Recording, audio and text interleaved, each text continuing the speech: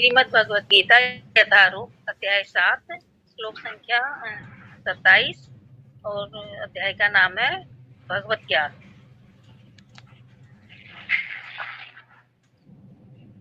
द्वेष सम्मुखेन द्वंद्व मोहिने भारत सर्वभूतानि सम्मोहं सर्गे यान्ति परम तप। इच्छा द्वेष घृणा सम्मुखेन उदय होने से द्वंद्व से मोहन के द्वारा भारत हे भरतवंशी सर्व सभी भूतानी जीव सम्मोहम मोह को सर्गे जन्म लेकर यान्ति जाते हैं यानी प्राप्त होते हैं परम तप हे शत्रुओं के विजेता। हे भरतवंशी हे शत्रु विजेता, समस्त जीव जन्म लेकर इच्छा तथा घृणा से उत्पन्न द्वंद्वों से मोहग्रस्त होकर मोह को प्राप्त होते हैं। हरे कृष्णा। इसमें प्रभुपाद जी हमें बताना चाह रहे हैं कि भगवान कह रहे हैं अर्जुन से, हे अर्जुन, इस संसार में जैसे भी जो भी प्राणी जन्म लेता है वो क्या है, इच्छाओं के साथ ही जन्म लेता है। उनकी इच्छाएं इतनी होती हैं, उनकी इच्छाएं उन पे प्रबल होती हैं, हावी हो जाती हैं। तो वो इस इच्छाओं के कारण जो है भगवान का स्वरूप को, भगवान के असली स्वरूप को वो जान नहीं पाते, वो समझ ही नहीं पाते कि भगवान है कौन। हमारा जो है भगवान ही हमें जन्म देने वाले हैं, लेकिन हम प्राणी में इतनी इच्छाएं हैं, इतना द्वेष है, इतनी घृणा है हमारे अंदर कि वो हमारे ऊपर हावी हो जाती है, प्रबल हो जाती है।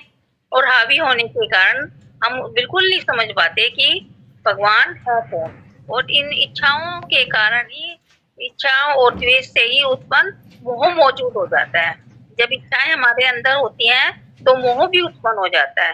तो प्रभुपाद जी हमें यही बताना चाह रहे हैं अर्जुन के माध्यम से कि भगवान बता तो अर्जुन को रहे हैं, लेकिन वो हम जीव के लिए ही ये सब बोला गया है कि हमारे अंदर उतनी इच्छाएं हैं, इतना दुख है। कभी तो हम क्या करते हैं कि हम इतना मोह में ग्रस्त हो जाते हैं कि सबको अपना बना लेते हैं कि वो भी मेरा, ये भी मेरा, और हम उसके लिए पूरी तरह से समर्पित हो जाते हैं।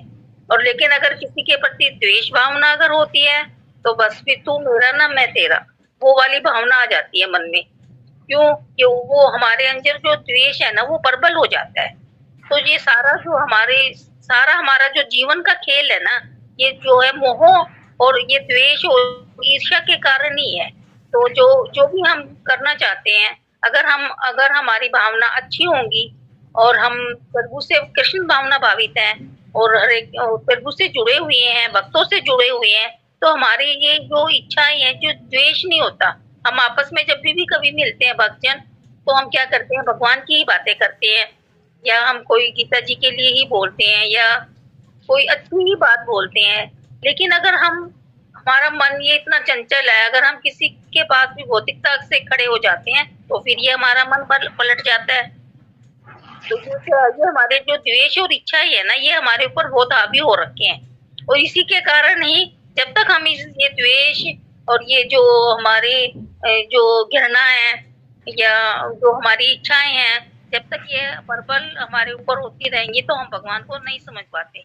तो फिर प्रभुपाद जी हमें यही समझाना चाह रहे हैं कि हम अपनी इच्छाएं जो है ना वो हम अपने ऊपर जो है प्रबल नहीं करनी चाहिए, हावी नहीं करनी चाहिए। इच्छाओं को हमेशा दबाना चाहिए और भक्तों का संग करना चाहिए, कृष्ण भावना भावित होना चाहिए। हमें भगवान को हम तभी समझ पाएंगे जब हम पूरी तरह से भगवान के लिए समर्पित होंगे। हम भक्तों का संग करेंगे और भगवान की सेवा करेंगे, जैसे भगवान का श्रृंगार करना, भगवान को प्रसादम बनाना, या भक्तों के लिए हम जो भी कुछ कर पाए तो वो ही सब कुछ करेंगे। तभी हमारा जो जीवन है वो सफल होगा और तभी हम कृष्ण भावना भावित होंगे और तभी हम अपना जो है अपनी इस दुनिया जो भी हम करना चाहेंगे, जैसे कि जो सारा खेल है इस सृष्टि का, जो सारा खेल है वो क्या है, वो यही जानना है कि हमें पहले हम अपने आप को जाने कि हम कहाँ हैं, क्या हैं। और जो हमारे ये मन में जो ये उथल पुथल होती रहती है कि कभी हम ऊंचाई के लिए सोचते हैं, बहुत ऊंचा उठने के लिए, तो ये जो हावी हो जाता है ना हमारे ऊपर, तो यही हमारा द्वेष का कारण है। तो और हम हम भगवान के स्वरूप को तभी समझ सकते हैं जब हमारे अंदर द्वेष नहीं होगी, हम किसी से घृणा नहीं करेंगे, हमारे अंदर जो भाईचारा अगर हमारे मन में पैदा होगा तभी हम ये द्वेष की भावना को छोड़ सकते हैं। हरे कृष्णा। अब हम इसका तात्पर्य पढ़ के देखते हैं, हमें क्या समझ आएगा। जीव की स्वाभाविक स्थिति शुद्ध ज्ञान रूप परमेश्वर की अधीनता है। वो बस जब मनुष्य शुद्ध ज्ञान से दूर हो जाता है तो वह माया के वशीभूत हो जाता है। तो साधारण जीव है, जैसे हम लोग हैं, हमारी जो है हमारी स्वाभाविक ये हमारा स्वभाव है कि हमें परमेश्वर के अधीन है, क्योंकि भगवान के बिना तो हम कुछ भी नहीं कर सकते। वो कहते हैं ना कि अगर भगवान के बिना तो एक पत्ता भी नहीं हिल सकता, भगवान चाहे वही काम हो सकता है, अगर भगवान ना चाहे तो एक पत्ता भी नहीं हिल सकता। और जो भगवान अच्छा करेंगे तो वो भी भगवान की मर्जी है, अगर कुछ बुरा हो रहा है तो वो हमारे साथ अगर कोई बुरा होता है तो हम ये नहीं, वो हमारे कर्मों का फल है, लेकिन हम क्या करते हैं, हम दोष भगवान को देते हैं कि भगवान ने ऐसा करा, जबकि हमें ऐसा नहीं करना चाहिए। भगवान तो सब अच्छा ही करते हैं, वो सब मतलब हमारी अच्छाई के लिए ही सोचते हैं, और उस बुराई में भी कुछ अच्छाई छिपी होती है। तो अगर हम ये सोच लें कि ये जो बुरा हुआ है ये जरूर इसमें भी कोई अच्छाई छिपी हुई है, तभी ये हमारे साथ ऐसी घटना घटित हुई है, तो हम भगवान के स्वरूप को जान पाएंगे। अगर हम नेगेटिविटी हमारे मन में आएगी, हम कुछ पॉजिटिव नहीं सोचेंगे, तो हम भगवान को जानना हमारे लिए बहुत मुश्किल बात है। तो फिर बुआ जी हमें यही समझाना चाह रहे हैं कि हम जो मोह के वश हो जाता है मनुष्य, वो शुद्ध ज्ञान से दूर हो जाता है, तो वह माया के वशीभूत हो जाता है। अगर हम भगवान से दूर रहेंगे तो माया में ही फंसेंगे और भगवान को समझ नहीं पाते। यह माया इच्छा तथा घृणा के द्वेष रूप में प्रकट होती है। इसी इच्छा तथा घृणा के कारण मनुष्य परमेश्वर के तदाकार होना चाहता है और भगवान के रूप में कृष्ण से ईर्ष्या करता है। वो ये घृणा करते रहते हैं हम एक दूसरे से, भगवान और माया में उलझे रहते हैं और भगवान को समझ ही नहीं पाते। लेकिन शुद्ध भक्त होते हैं, वो शुद्ध भक्त इच्छा तथा घृणा से मोहग्रस्त नहीं होते, अतः वे समझ सकते हैं कि भगवान श्री कृष्ण अपनी अंतरंगा शक्ति से प्रकट होते हैं।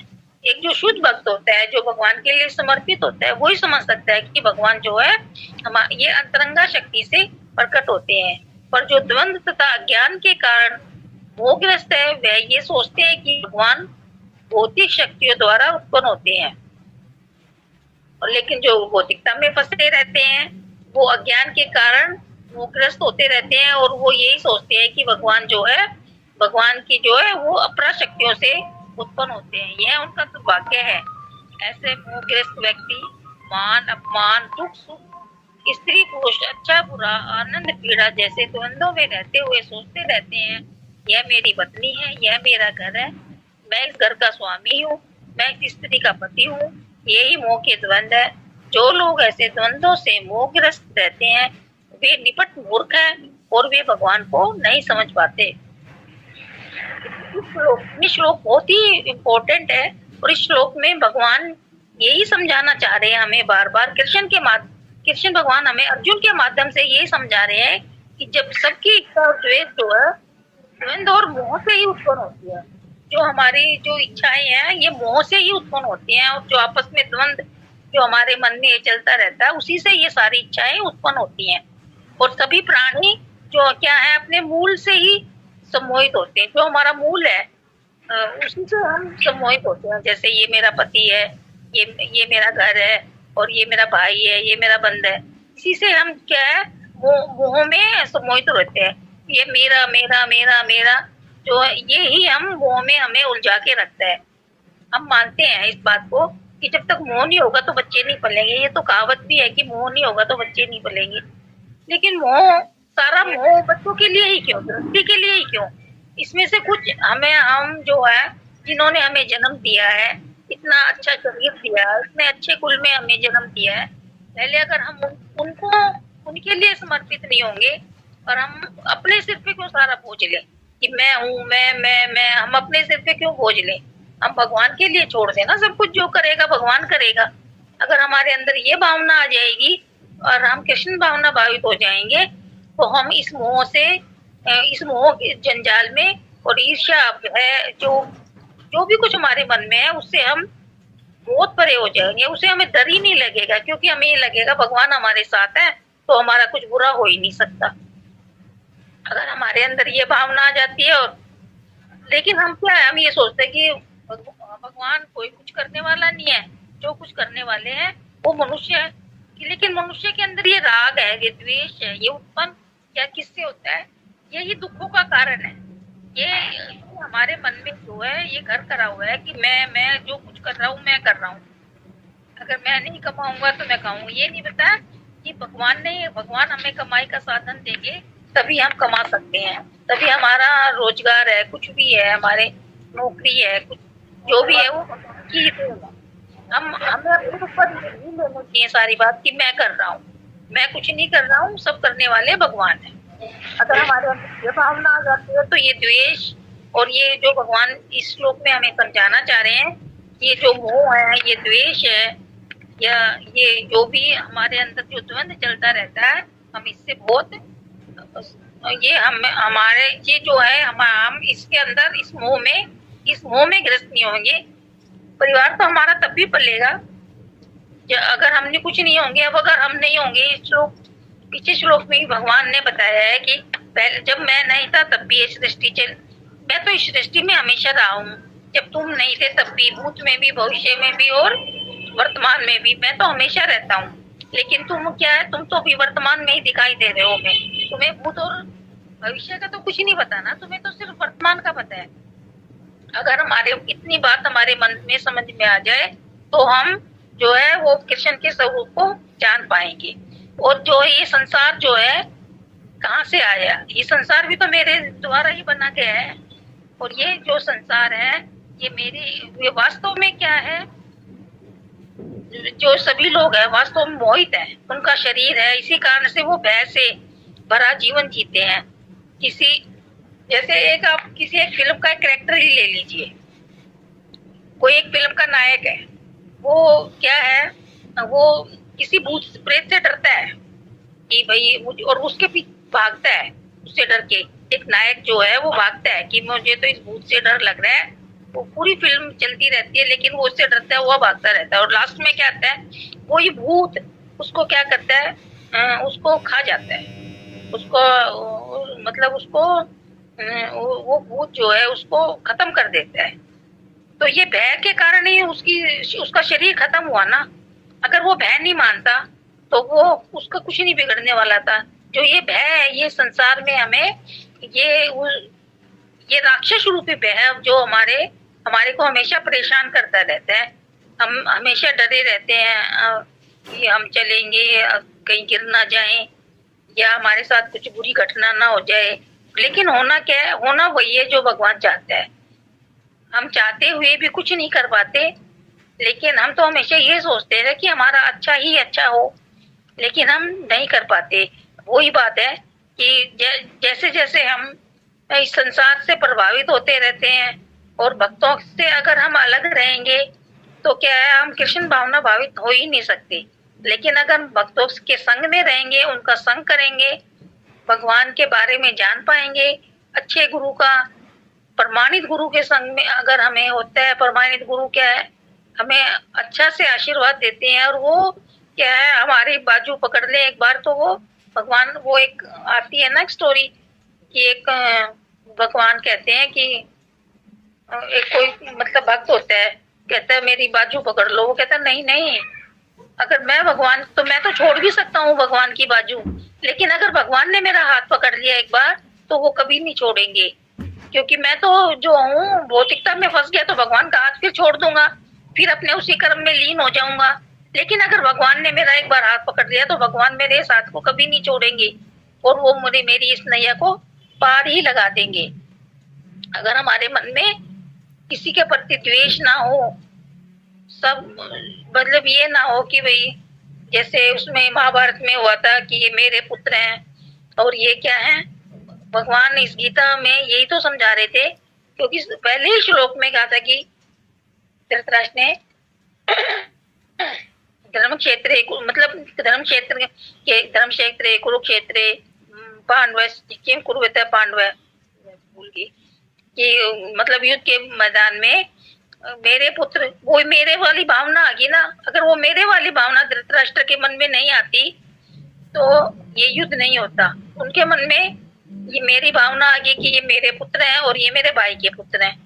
अगर उनके मन में ये भावना, मेरे तेरी भावना नहीं आती और ये द्वंद्व नहीं होता, ये द्वेष नहीं होता और ये कोई महाभारत नहीं होती और ये इतना मतलब जन हानि हुई है, इतनी हानि हुई है, वो नहीं होती। लेकिन ये क्या है, ये भगवान, अगर ये महाभारत का युद्ध नहीं होता तो हमें कोई शिक्षा ही नहीं मिलती। और ये गीता जी जो भगवान के मुख से बोली गई है, ये वाणी आज जो हमें बोलने को मिल रही है, ये हमें नहीं मिलती। ये हमारा अहोभाग्य है कि भगवान के मुख के शब्द जो भगवान ने अर्जुन के लिए बताए थे, वो अर्जुन के लिए नहीं, हम लोगों के लिए समझाए थे। इसीलिए तो आज हमारा अहोभाग्य है कि हमें आज ये श्लोक का पढ़ने को मिल रहे हैं। अगर भगवान नहीं बोलते तो ये हमें आज नहीं, भगवान की वाणी हम अपने मुख से नहीं बोल पाते। ये हमारा अहोभाग्य है कि हम भक्तों के संग में रह के जो ये श्लोकों का अध्ययन कर रहे हैं, तो इससे जो हमारी बुद्धि भगवान के कृष्ण भावना भावित हो रही है। और ऐसे ही हम सबका जीवन एक ऐसा ही है, हम जो है मृत्यु से भयभीत होते रहते हैं कि, और मृत्यु से ही भागते रहते हैं। और अंत में क्या होता है, हमें मतलब मृत्यु तो हमें अवश्य ही प्राप्त होती है, क्योंकि ये सृष्टि है। सब जानते हैं कि जो आएगा, जो आया है वो उसको जाना जरूर है। कभी मतलब एक दिन आगे या एक दिन पीछे, या उम्र से पहले या उम्र होने पे, अगर हम इस बात को समझ लें कि तो हमें भय ही नहीं होगा। और भय नहीं होगा तो हमारे अंदर ये भावना ही पैदा नहीं होगी और हमारी जो इच्छाएं होती हैं वो सीमित रह जाएंगी कि हमें जाना तो है, एक दिन तो हमें ये शरीर छोड़ना ही है ना। तो क्यों ना हम इस शरीर से भगवान के लिए, भक्तों के लिए, या किसी का हमारे से बुरा ना हो, क्यों नहीं हम ये ऐसा सोचते। क्योंकि हमारे जो भीतर जो परमानंद बैठा है, जो भगवान बैठा है, सच्चिदानंद भगवान बैठे हैं, अगर हम उन्हीं के लिए समर्पित हो जाएं और हम सोच लें कि जो किया है, जो है वो करा रहे हैं, अंदर बैठने वाले भगवान ही हमारे से करा रहे हैं, हम तो कुछ भी करने वाले नहीं है, वो ही हमें प्रेरणा दे रहे हैं। और हम कोई द्वेष हमारे अंदर ना हो, अगर ये भावना हमारे अंदर आ जाए तो इससे तो बड़ा आनंद और कहीं नहीं मिल सकता। क्योंकि जो आनंद है वो है हमारे अंदर ही बैठा हुआ है। जैसे एक मछली है, एक मछली जल के अंदर रहती है, ठीक है, वो बहुत आनंद में रहती है। जैसे ही भगवान अगर हमारे अंदर है तो हम बहुत आनंद में हैं। अगर हम भगवान को नहीं चाहेंगे, भगवान को नहीं मानेंगे तो हमारा आनंद ही कहाँ होगा, हमारा आनंद ही नहीं होगा। तो ये आनंद क्या है, एक मछली के जैसे ही है। जैसे मछली जल में रहता है तो वो आनंद में रहती है और वो स्वयं सिद्ध मान लेती है कि मैं बहुत आनंद में हूँ। और वो ये भूल जाती है कि ये सब आनंद जो है सच्चिदानंद भगवान का ही है। ये जो आनंद मुझे मिल रहा है ये जल के कारण मिल रहा है, और जल भी तो भगवान की देन है ना। लेकिन हम अज्ञानी हो गए हैं और हम ये भूल जाते हैं, हम मूल को भूल जाते हैं हम अपने मूल जो हमारा भगवान है, हम उसको भूल जाते हैं और हम जो है द्वंद्व में फंसे रहते हैं। मतलब हमारे जो ये मन है, ये बहुत ही, ये मन रूपी द्वंद्व है ना, ये चलता ही रहता है। उसका जो मूल कारण क्या है, हमारा अज्ञान है। हमारे जो अज्ञान हमारे अंदर जो इतना भरा हुआ है ना, अगर हम भक्तों का संग लेते रहेंगे ना तो ये हमारे अज्ञान रूपी जो छाया है ना, ये अवश्य ही दूर हो जाएगी। जैसे जल में लहरें आती रहती हैं, लहरें सोचती रहती हैं कि भाई मैं जो हूँ मैं ही हूँ। लेकिन जब जल स्थिर था, जैसे हमारा मन है जल की तरह ही है, हमारा मन अगर स्थिर रहेगा तो हम बिल्कुल शांत रहेंगे, अच्छे रहेंगे। लेकिन जैसे तूफान आता है, समुद्र में लहरें उठती हैं, ऐसे ही हमारे मन के अंदर भी ये लहरें हैं। ये हमारा जो मन है ये समुद्र के जैसा ही है, और ये लहरें उठती हैं तो सब क्या है, उथल पुथल हो जाता है हमारा मन। हम सोचते हैं अब तो पता नहीं हम क्या बन गए और क्या कर ले।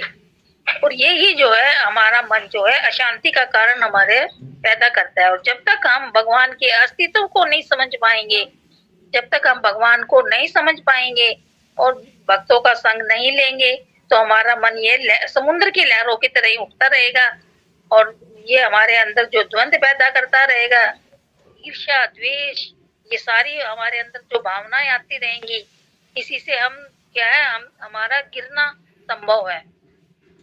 अगर हम इन लहरों को दबा देंगे तो हम अवश्य ही कृष्ण के स्वरूप को समझ लेंगे और इससे क्या है, हम कृष्ण भावना भावित होंगे। और जब तक हम कृष्ण भावना भावित नहीं होंगे तब तक हमारा मन जो है ये चंचल ही रहेगा, क्योंकि ये मन बहुत चंचल है। ये मन इतना चंचल है कि 1 मिनट में ये कहीं से कहीं भाग जाता है और हमारे ये जो भी करता है ये हमारा मन ही करवा रहा है। जो हमारे अंदर द्वेष पैदा हो रहा है या कोई विद्वंद पैदा हो रहा है या हम सम्मोहन में आ रहे हैं, कि राग द्वेष जो है वो सारा यही हमें सच्चिदानंद भगवान को समझने नहीं दे रहा और भगवान के स्वरूप को हम नहीं समझ पाते। हरे कृष्णा माता जी, मेरे को तो इतना ही समझ में आया इस श्लोक में कि जो है ये सारा मतलब जड़ है, ये हमारी इच्छाएं हैं। जो इच्छाएं हैं यही हमारा द्वेष का कारण है और इसी से ही हमारे जो अंदर मोह पैदा हो रहा है जो सारा। हरे कृष्णा माता जी।